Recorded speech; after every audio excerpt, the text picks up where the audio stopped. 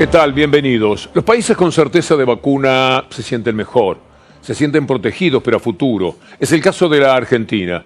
Nosotros les vamos a presentar a ustedes algo bueno y mucho de lo muy complicado que tiene todavía el mundo para que nos situemos verdaderamente en lo que está pasando con el COVID-19 y que a la Argentina todavía le está provocando un inmenso dolor de cabeza. Llegó la vacuna, esto es muy bueno. El sábado, en un vuelo directo desde Moscú, un ida y vuelta entre Buenos Aires y Moscú, llegaron las 300.000 dosis para la segunda vacunación.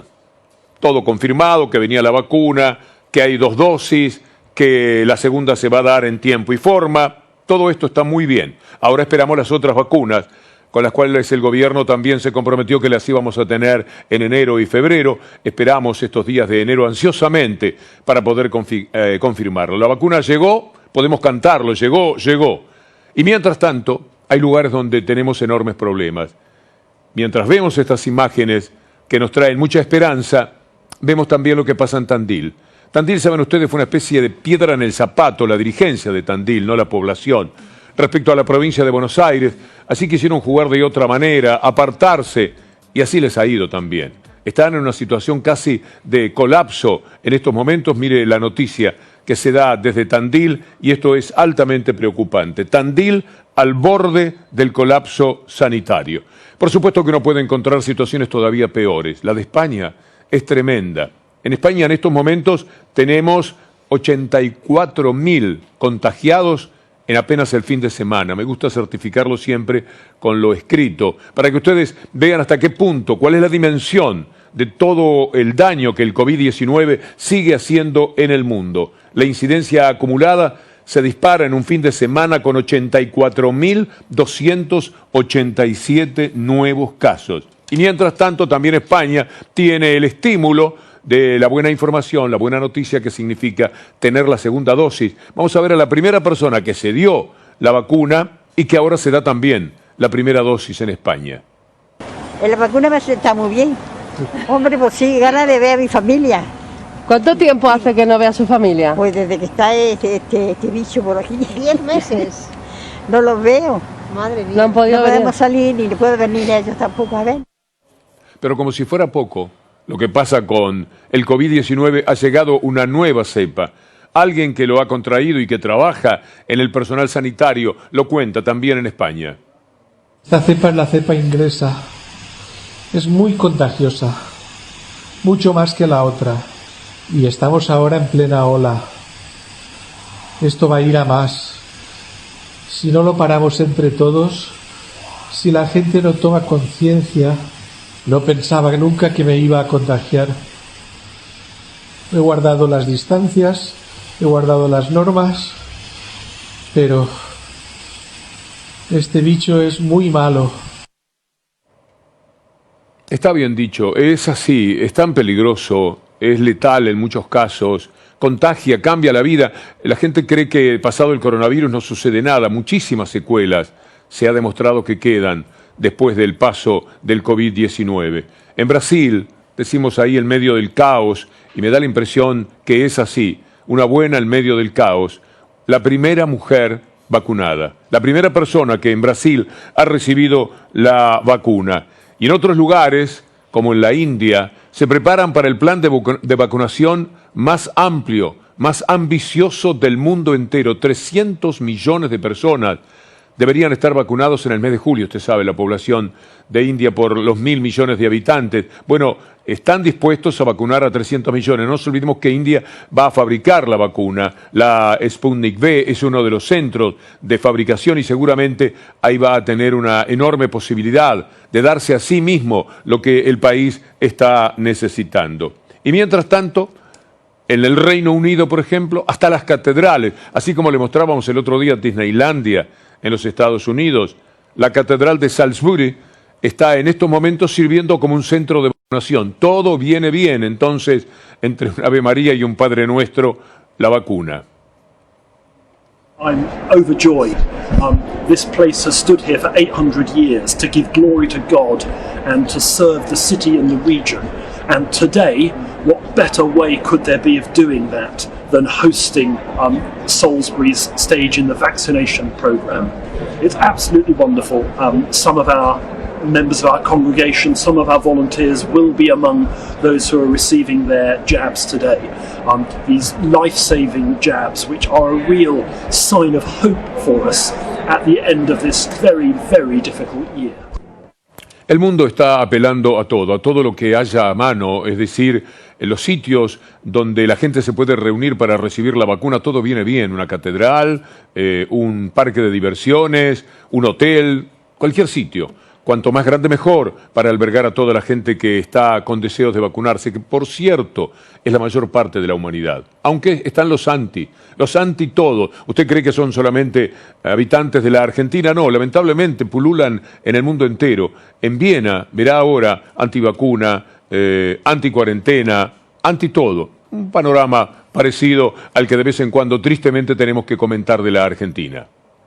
Varios miles de personas se manifestaron este sábado en Viena para protestar contra el confinamiento decretado por el gobierno conservador ecologista en una marcha que juntó a conspiracionistas, negacionistas del coronavirus, movimientos de extrema derecha y neonazis. Sin distancia física exigida ni mascarillas entre los asistentes, la manifestación aglutinó varias concentraciones en las plazas más céntricas de la ciudad. Sí, y lo que sucede también es que esos anti generan una detención de todos los mecanismos que tienen que jugar a favor para pelear contra el COVID-19. Nuestra colega de la televisión soviética, de la televisión rusa, debo decir, Ina Afinogenova, nos aclara los aspectos que tienen que ver con los anti todo. El número de personas que por diversos motivos deciden no vacunar a sus hijos está en alza. Aunque todavía la gran mayoría en el mundo piensa que es importante que los niños sean vacunados, la desconfianza aumenta. En varias naciones europeas, más del 20% de la población las considera inseguras. La desconfianza es mayor en rentas altas, mientras que las clases populares son más propensas a vacunar a sus hijos. A nivel mundial, los casos de sarampión aumentaron en un 300% en los primeros 3 meses de 2019 en comparación con el mismo periodo en 2018. 110,000 personas murieron a consecuencia de esa enfermedad en 2017, un incremento del 30% respecto al año anterior. ¿Y cómo juega la inmunidad cuando hablamos de la vacuna? Porque de esto se trata. Parece mentira a esta altura de los acontecimientos que todavía haya que estar demostrando el beneficio que para la humanidad han significado todas las vacunas y ahora esta del COVID-19. Escuchémosla a Ina un poquito más. Uno de los argumentos más repetidos por las antivacunas son los riesgos asociados al proceso de vacunación. Los efectos secundarios graves de las vacunas, como alergias o convulsiones, son muy raros, por no hablar de los fatales, pero no puede negarse que ocurren. Cuando tomas un medicamento, el que sea, existe un riesgo de que te provoque algún daño, pero estadísticamente las posibilidades de que te alivie o cure la dolencia para la que fue diseñado son inmensamente mayores. Para ser efectivas, las vacunas necesitan que grandes porcentajes de la población estén vacunados. Cuando un virus entra en una habitación con 10 personas y todas están vacunadas, de ahí no pasa. Pero si alguna de esas 10 no está vacunada, es posible que se contagie y lo pase a la siguiente, y de ahí otro no vacunado a la siguiente, etc. Entonces, cuando se vacuna a una persona, no solo se está protegiendo a esa persona, sino a otras que aún no se hayan vacunado o que por motivos de salud o edad no puedan vacunarse. Lo que se conoce como inmunidad de rebaño, y lo que como especie nos llevó de una esperanza de vida promedio de menos de 30 años a una de más de 70 en apenas 2 siglos, fue la ciencia. Fue la ciencia, no hay otro camino, no hay otra explicación. Todo lo que se ha progresado, pero cuando se da esto y llega a la vacuna y la intencionalidad política, nos ocurre todo lo que ha pasado en la Argentina en este tiempo. De cualquier manera, venimos arrastrando muchos años de mentiras. Hoy es aniversario del suicidio de Nisman. Las mentiras han aflojado. ¿Usted se acuerda que en los primeros tiempos hacían marchas que iban miles de personas? Terminaron en un bar, y no exagero. Algún estimado colega, conocido, amigo, que estaba en esa movida, quedó con 6 o 7 amigos, no alcanzaba ni para un truco de 6, en la última marcha que hicieron, porque ya se daban cuenta que era ridículo todo lo que estaba sucediendo. Pero los diarios, que necesitan alimentar aquella mentira, todavía de vez en cuando algo dicen. Indudablemente se les ha desinflado todo. Hoy la tapa de Clarín, en un aniversario, no dice nada, absolutamente. porque ya les debe dar un poquitín de vergüenza. Algo tiene algún día que provocarles también algo de lo que indecorosamente nos han entregado durante todos estos años. Se permitieron tomar a una persona que se había suicidado en el baño de su casa, hicieron entrar con una pericia bochornosa de gendarmería, hecha por afuera de todos los protocolos, como se sabe ahora. Entraron a un iraní con un venezolano, siempre eligiendo personajes claves en las historias que ellos escriben. Eso sí, entrenados por Fidel Castro. Se entraron al baño de Nisman, lo pusieron de pie al hombre que se había suicidado y ahí nomás le dieron un tiro. Cuando uno mira, piensa en el departamento, no había el mínimo síntoma de violencia, no había sensación de nada que hubiera mostrado a Nisman por lo menos defendiéndose del ataque de esas dos personas que entraban para matarlo. No había ni una cobija dada vuelta. Era totalmente ordenado el apartamento. Pero además, la puerta quedó abierta un poquitito así, lo dijo la mamá de Nisman, la primera que había ingresado, que no podía ver, tuvieron que usar un espejo para ver adentro. ¿Cómo hacían estas dos personas para salir del baño? ¿Y cómo hacían para salir del departamento y después dejarlo cerrado por dentro? Algo que ni a Hollywood se le había ocurrido. ¿Y cómo hicieron para irse por las escaleras o por los ascensores con todas las cámaras que había? ¿Y cómo salieron al patio del edificio y nadie los vio? ¿Y cómo se fueron de Puerto Madero sin que una sola cámara de las decenas que hay los registraran? Ese mismo día, cuenta Elisa Carrió, que hoy insiste con lo del asesinato de Nisman, que llegó un barco, un buquebús, lleno de iraníes que venían a constatar que efectivamente su compatriota había matado a Nisman. El cúmulo de disparates no ha tenido detención nunca. ¿Se acuerda que inventaron un chino?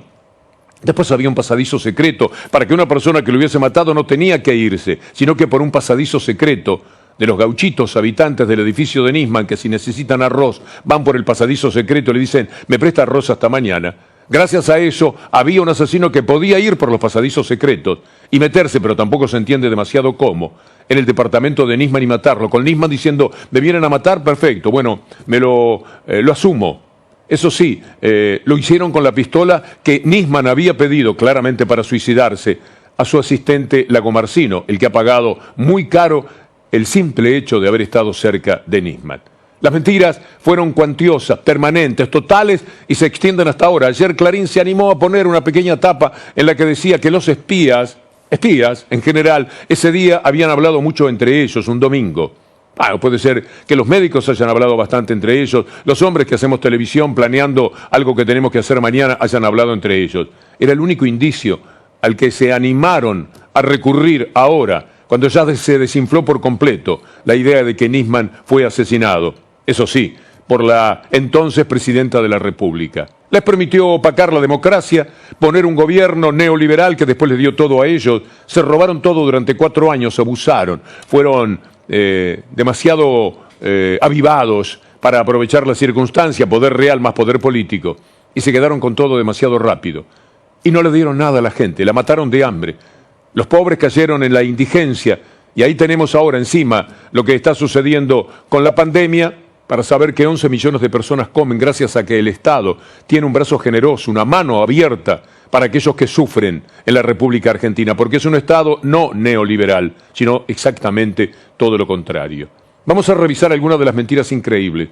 Una de ellas, algunas más, fueron sustentadas por Sandra Arroyo Salgado, que había sido la mujer de Nisman. Seguramente, con su desprecio, ella es parte de haber precipitado la decisión de Nisman, tratado de la peor manera por su exmujer, ignorado por los servicios, por los espías, con la necesidad, la obligación de concurrir al Congreso para dar explicaciones frente a quienes no lo iban a perdonar, con el funcionario de Interpol, Robert Noble, el hombre principal de Interpol, diciendo que nunca se había pedido desde la Argentina que terminaran las alertas rojas contra los inculpados del asesinato masivo que se realizó en la AMIA con el acto terrorista. En fin, vamos a revisar algunas de esas mentiras. Una de ellas, Sandra Arroyo Salgado, no había pólvora en las manos de Nisman.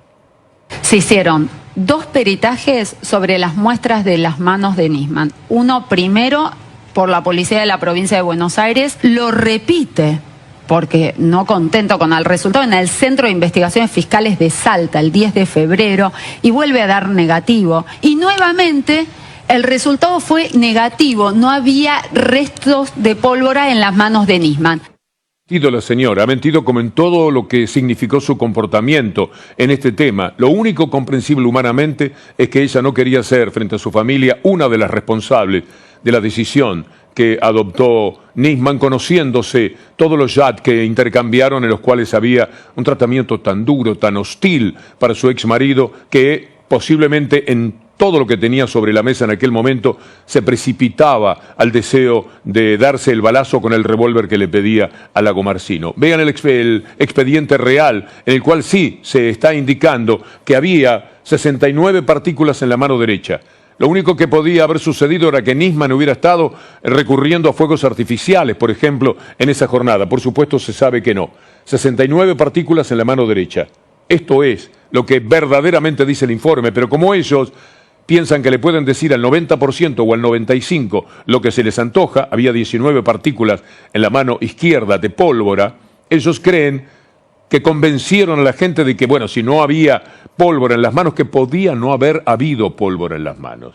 Y de todas maneras eso no desmentía el suicidio, pero además estaban las partículas. Otra de las cosas que dijo Sandra Arroyo Salgado, que repitió por supuesto Clarín con La Nación, impulsaban este tipo de mentiras, es que el balazo que se dio Nisman había sido por detrás de la oreja, en un lugar donde ningún suicida elige darse el tiro. Detrás de la oreja. Detrás de la oreja. Detrás de la oreja. Detrás de la oreja. Detrás de la oreja. Detrás de la oreja. Pero eso tampoco es real. Miren la imagen verdadera por donde entró la bala de Nisman, arriba de la oreja y un poquito adelante, donde va el revólver de todos los suicidas. Es ahí donde se dan el tiro en la inmensa mayoría de los casos. También eso era mentira. Otra tenía que ver con acusar a Lagomarsino, pobre muchacho, lo que lo han hecho vivir a él y a su familia. Me siento muchísimas veces muy cerca de Lagomarsino, sin conocerlo demasiado, salvo en alguna entrevista, porque más no se puede sufrir, más ataque, más rechazo de los sectores de la sociedad que creían que él efectivamente o había sido el asesino o participó del asesinato. Miren ustedes a qué hora se fue Lagomarsino del edificio Le Parc. Lo van a ver salir y estará la hora. Ahí lo tienen. 20:30 con 54 segundos. 20:35:02. Ahí está el momento en el que las cámaras captan a Lagomarsino partiendo. Y mal que le pese, fue una periodista de TN la que dijo que había hablado con Nisman bastante después. Es decir, Nisman estaba vivo cuando Lagomarsino hacía rato que se había ido de su departamento. Mi último WhatsApp con él es el sábado a las 9:17. ¿De la noche? Claro. Ah, mira, 21:17, lo tengo ahí. Mi último WhatsApp con él es el sábado a las 9:17. ¿De la noche? Claro. Ah, mira, 21:17, lo tengo ahí. Es decir, queda muy claro, Lagomarsino no tenía nada que ver, pobre Lagomarsino. Lo que pagó por su relación con Nisman, un hombre que le quitaba la mitad de su sueldo. Lagomarsino cobraba 40.000 pesos y Nisman, al que no le alcanzaba con el dinero que le robaba al Estado, y ahora están descubriendo todas sus cuentas y embargando bienes de la madre, de la hermana, etc. Nisman, de los 40.000 pesos que ganaba Lagomarsino, se le quedaba con 20.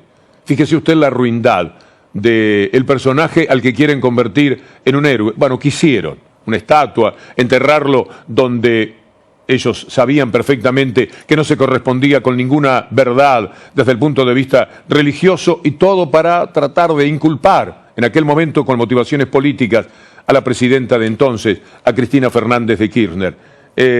Vamos a ver otra de las mentiras. Esta fue publicada por la misma periodista que acabamos de ver en Clarín, lo recuerdo muy bien. De pronto dijeron que informaban desde el departamento de policía que el balazo Nisman lo había recibido a una distancia de 15 centímetros. Esto es imposible de concebir para un suicidio. Jugaban con estas mentiras, las recreaban permanentemente. Cuando ya había sido esto desmentido por la fiscal Fein, como vamos a ver, en un almuerzo, una señora dijo, insistió, cuando ya se sabía la verdad, y cuando tenía en la mesa a una persona que trabaja en TN, de todas maneras se lanzó la mentira, y esa persona o fue cómplice o no se animó a desmentirla. En los diarios que a 15 centímetros ¿no? Fue disparado el balazo, Sí. el tiro. 15, 20 centímetros. 15, 20 sí, centímetros de la más o cabeza. menos. Ahora, Ahora veamos a la fiscal Fein, una mujer que trabajó con muchísima seriedad. Le faltó solamente, no sé si el coraje, pero le faltó la decisión para decir que era un suicidio. Nunca usó esa palabra. Dijo que estaba probado que Nisman estaba solo en el baño cuando recibió el balazo. Por lo tanto, estaba hablando de un suicidio, pero no empleaba esa palabra. Tenía la convicción de que Nisman se había suicidado y que de ninguna manera lo habían matado. Eso determinó que siempre estuvieran los medios en contra de Fein.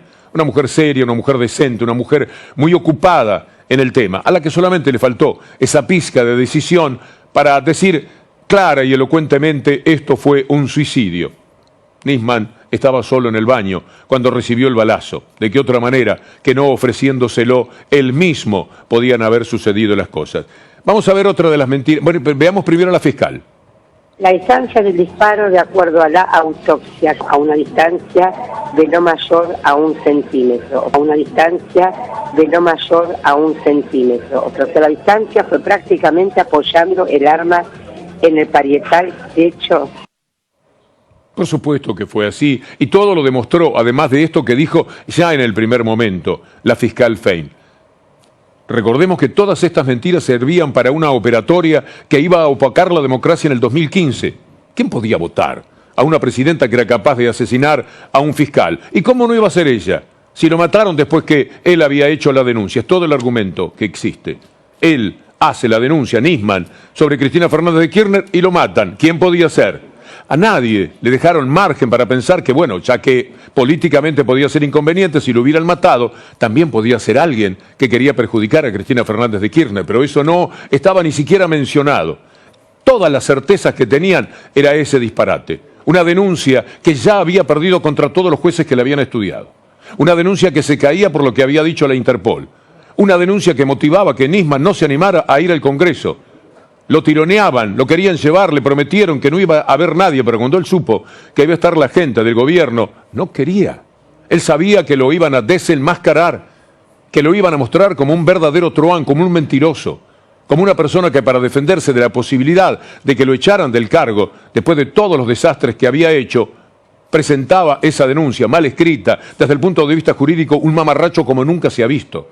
Entonces la denuncia estaba caída. ¿Qué le podía preocupar entonces a Cristina Fernández de Kirchner? ¿Qué le preocupa ahora cuando un fiscal todoterreno al servicio de la maldad jurídica de apellido Tayano fue el que impulsó nuevamente la causa, que no sirve para nada, que va a caer en el peor de los lugares, que es el del olvido y el desprecio jurídico de quienes amen el derecho en la República Argentina? La puerta estaba cerrada. Lo proclamaban los medios de Clarín, lo escribía el diario, lo repetía La Nación, y lo decían sobre todo de una manera altisonante. La puerta estaba abierta.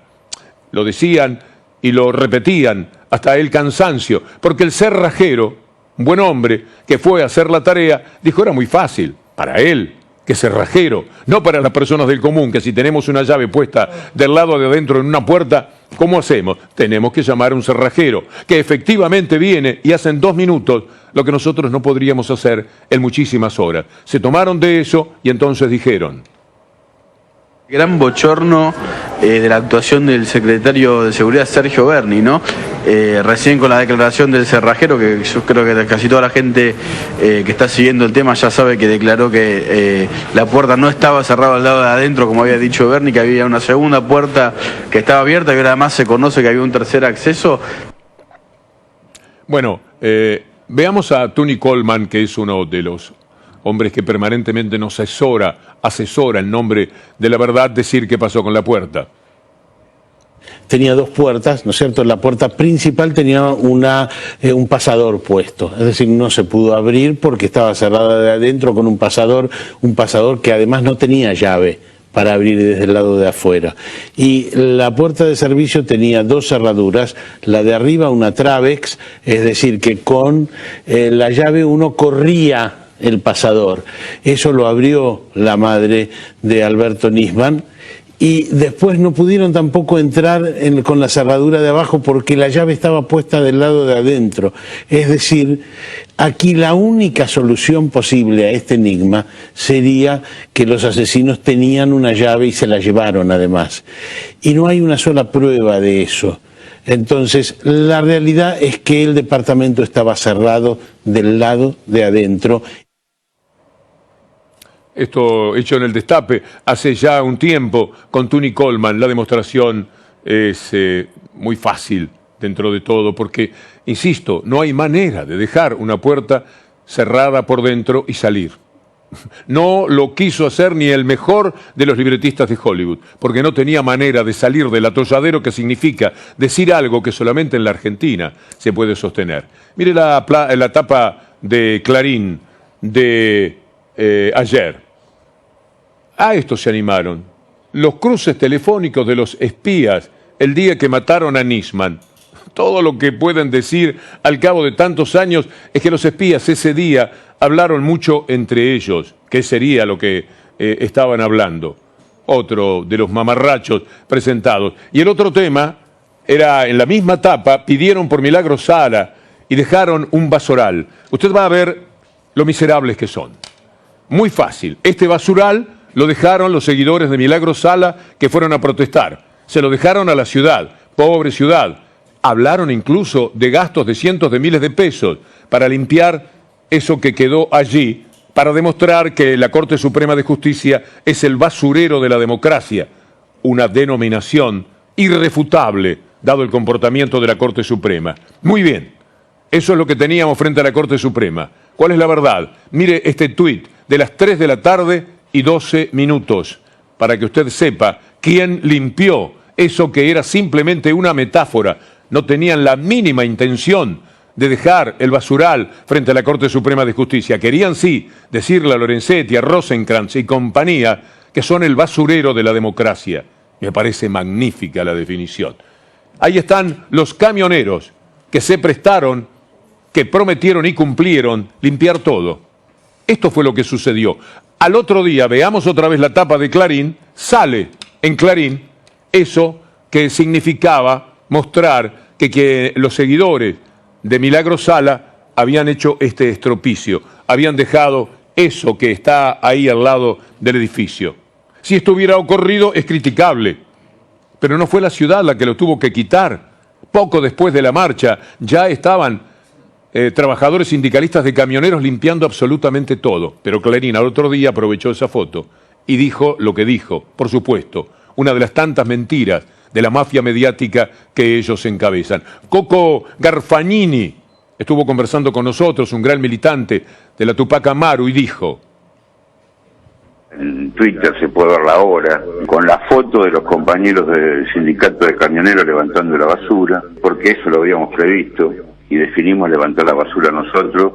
Bueno, queríamos dejarle a Larreta la posibilidad de todas estas infamias que igual pone Clarín. No habíamos desarmado todavía el gazebo de la radio abierta y ya la corte estaba toda limpita.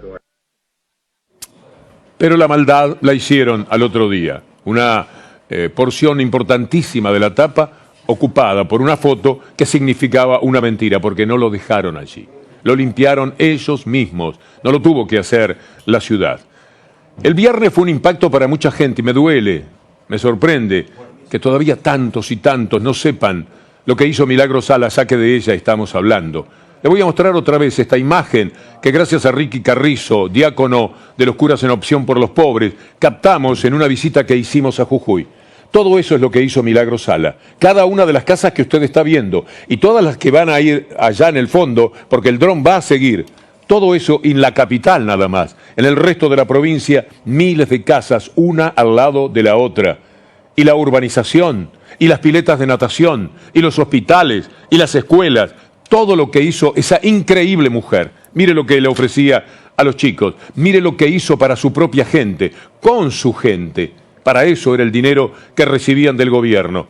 Pero bastó que fueran a cobrar un cheque a un banco que naturalmente se pone el cheque sobre la mesa y le dan el efectivo, y cuando el efectivo es mucho hay que ponerlo en algún lugar y guardarlo, si es posible en el baúl del auto para que no se lo quiten, porque nadie anda con millones de pesos por la calle fácilmente, porque lo pueden robar. Siga mirando, porque usted quizás lo vio el viernes por primera vez y dijo, no puede ser, esto fue lo que hizo Milagros Sala, sí, esto fue lo que hizo, miles y miles y miles de viviendas, dignificando la vida de su gente. Ahí está el dinero que le reclaman a Milagros Sala, en cada casa, en cada urbanización. Y Nisman, como les decía el viernes, es el héroe de la derecha, mientras Milagros Sala, que fue capaz de hacer lo que no conozco, si alguien me puede corregir la plana, lo aceptaré, no conozco que nadie haya hecho en todo el país, nunca se vio una obra semejante como la que hizo Milagros Sala, muchísimo menos, por supuesto, en la provincia de Jujuy. Un toque de Estados Unidos que está casi en el toque de queda, porque lo que está pasando allí, con todas las amenazas, determina que ahora tengamos el Capitolio cerrado. Pero antes quiero mostrarle que hay una relación entre los que atacan el Capitolio y los que demuelen a palos a esta gente. Son 9.000 hondureños que se van de su país muertos de hambre, atravesando Guatemala para después ir por México hacia los Estados Unidos. Mire a lo que empuja el hambre. En uno de los temas más importantes, si no fuera el COVID, para mí nada es más importante, más trascendente de lo que ocurre en el mundo que la migración. La eterna migración que ahora tiene, por el capitalismo ya salvaje, una manifestación colectiva de esta naturaleza. Miles de kilómetros a pie, con hijos en brazos, con ese dolor y con esa hambruna que no saben cómo saciar, y en Guatemala fueron reprimidos. Quieren llegar a los Estados Unidos, porque de alguna manera allí piensan que van a poder, aunque sea, comer. Ellos mismos cuentan las vicisitudes por las que están atravesando. La caravana de migrantes hondureños continúa su camino por llegar a Estados Unidos. Sin embargo, el trayecto no está siendo nada fácil para las miles de personas que forman parte de este grupo. Con la esperanza generada por el cambio de administración en Washington y la llegada a la Casa Blanca de Joe Biden. Y nosotros andamos buscando una vida mejor para nosotros y más que nada para nuestras familias. Nos quedamos sin casa, perdimos algunos familiares, a base del COVID perdí mi trabajo. Mi meta es llegar a Estados Unidos porque estamos en pobreza extrema, no tenemos vivienda, no tenemos que comer, no tenemos nada. No tenemos de otra. De todas maneras, si no salimos a arriesgar nuestra vida, aquí nos vamos a morir de hambre. En estos temas que provoca tanto dolor y ya cerca del tiempo de Minuto 1 con Antonio Fernández Llorente, quiero que escuchemos una vez más a una especie de luchador incomparable que tiene España para hablar de estos temas. Una vez más, Íñigo Errejón. Llama la atención que Estados Unidos, digamos, y su potencial militar y su capacidad de inteligencia y de contrainteligencia tuvieran dificultades para evitar una cosa que parece una especie de opereta como de otro tiempo o de otros países. Si hubiera sucedido en otro país, habría muchísimos artículos de gente diciendo que es una democracia fallida, que es un Estado fallido. Trump pasará mal a la historia, felizmente, ¿no? Pero es verdad que habrá dejado tras de sí un reguero, y un reguero fundamentalmente de mucho odio y de mucha gente que cree en realidad la sociedad norteamericana, y no es la única, está rota. Está rota porque le cuesta mucho ver cuál es el horizonte colectivo y porque la gente vive vidas muy difíciles, con mucha inseguridad. Y Trump propuso algo contra esa inseguridad. No eran servicios públicos mejores, no eran empleos mejores, era que los penúltimos odiaran a los últimos, que por muy mal que estuvieras, podías tener a alguien, porque quería entrar desde México, porque era negro, porque era mujer, a quien le podías echar las culpas. Esa semilla es una semilla peligrosa, y esa semilla puede sobrevivir a Trump. La polarización más importante es la que rompe entre los estadounidenses que se van a dormir tranquilos y los que no saben qué será de ellos al día siguiente. Aquí estamos a un año del asesinato de Fernando Báez Sosa. También lo mataron por discriminación. Le pegaron hasta matarlo. Todos los días nos están pegando. Cuando los medios mienten, nos están pegando. Cuando la oposición miente, también, en ese inmenso poder real que tienen, nos están golpeando. Y a veces terminan matando, como a Fernando Báez Sosa, a cuya familia le acercamos nuestro pésame una vez más. Es cuanto se puede hacer frente a tanto dolor. Gracias, como siempre, a Julián Capazo y a Anabela Sánchez. Gracias a Leandro Gabriele por conducirme, y a ustedes muchísimas gracias y hasta mañana si Dios quiere.